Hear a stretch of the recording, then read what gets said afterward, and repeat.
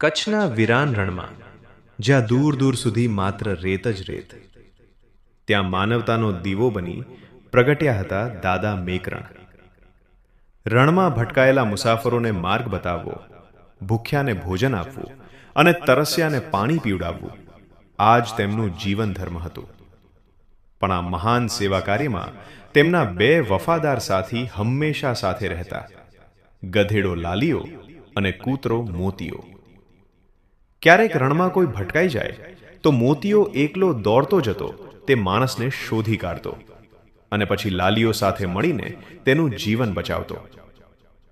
જ્યારે આશ્રમમાં રાશનની જરૂર પડતી ત્યારે દાદા મેકરણ ચિઠ્ઠી લખીને લાલિયાના ગળે બાંધી દેતા. લાલીઓ અને મોતીઓ એકલા જ ડુંગર પાર કરીને ભૂજ પહોંચતા.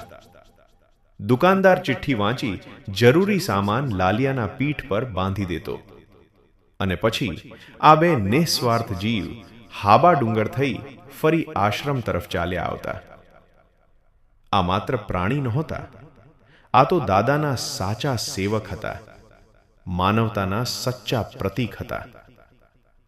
સમય આવ્યો જ્યારે દાદા મેકરણે જીવંત સમાધિ લેવાનો સંકલ્પ કર્યો અને એ ક્ષણે લાલીઓ અને મોતીઓએ પણ તેમની સાથે જ જીવંત સમાધિ લીધી.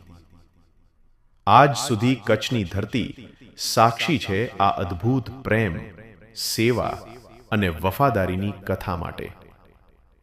જય દાદા મેકરણ, જય જીનામ.